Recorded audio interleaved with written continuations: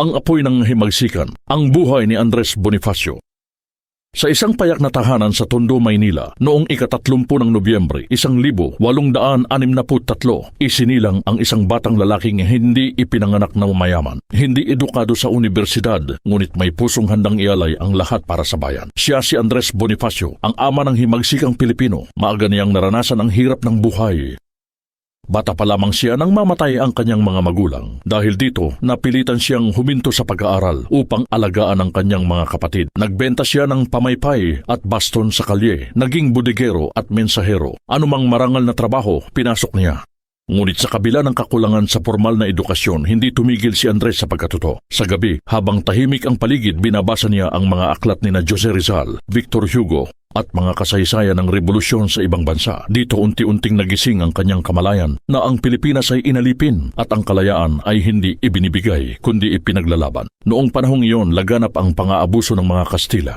Mataas ang buwis sa pilitang paggawa at walang boses ang mga Indio. Sumapi si Bonifacio sa La Liga Filipina, isang samahang itinatag ni Jose Rizal upang humiling ng reforma. Ngunit nang ipatapon si Rizal sa dapitan, nabigo ang pag-asa sa mapayapang pagbabago. Dito isinilang ang isang desisyong magpapabago sa kasaysayan. Noong Hulyo 7, 1872, lihim na itinatag ni Andres Bonifacio ang kataas-taasan, kagalang-galangang katipunan ng mga anak ng bayan o mas kilala bilang Katipunan. Layunin nito ang ganap na kalayaan ng Pilipinas mula sa Espanya gamit ang revolusyon kung kinakailangan. Hindi siya mayamang pinuno, wala siyang ranggo sa militar, ngunit may malinaw siyang paninindigan. Lahat ng Pilipino ay pantay-pantay. Sa Katipunan, ang mahirap at mayaman ay magkakapatid. Gumamit sila ng lihim na simbolo, mga alias, at panunumpa na pinagtitibay ng sariling dugo. Habang lumalaki ang Katipunan, lumalakas din ang panganib. Noong 1876, nadiskubre ng mga Kastila ang lihim na samahan. Wala nang atrasahan.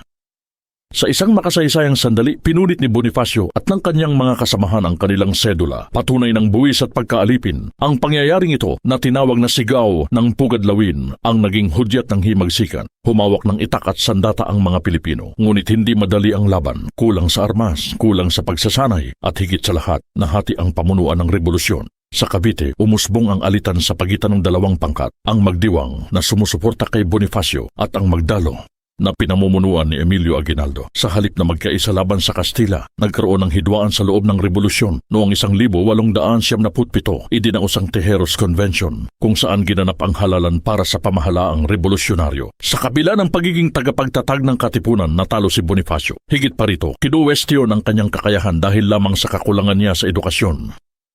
Lubhang nasaktan si Andres Bonifacio, hindi dahil sa pagkatalo, kundi dahil sa kawalan ng paggalang. Idineklara niyang walang bisa ang halalan, ngunit sa halip na pakinggan, siya ay inaresto. Kasama ang kanyang kapatid na si Procopio, si Andres Bonifacio ay nilitis sa kasong pagtataksil, isang mabigat at masakit na paratang para sa taong nagsimula ng revolusyon. Sa utos ng pamunuan, hinatulan siya ng kamatayan noong ika-10 ng Mayo 1877 sa kabundukan ng Maragondon, Cavite. Tahimik na tinapos ang buhay ng isang bayani. Walang parada, walang parangal, walang monumento noon, ngunit hindi doon nagtapos ang kanyang kwento. Si Andres Bonifacio ay hindi perpekto. Siya ay tao, nagkamali, nasaktan at ipinagkanulo. Ngunit siya ang nagpasiklab ng apoy ng kalayaan. Kung wala ang Katipunan, walang himagsikan. Kung walang himagsikan, walang kalayaan. Hindi siya naging pangulo. Hindi siya nagwagi sa digmaan, ngunit siya ang nagsimula ng laban. Hanggang ngayon, ang kanyang diwa ay patuloy na nabubuhay sa bawat Pilipinong tumitindig laban sa pang-aapi, sa bawat pusong handang ipaglaban ang tama. Si Andres Bonifacio ay paalala na ang tunay na bayani ay hindi sinusukat sa titulo, kundi sa sakripisyong handang ialay para sa bayan.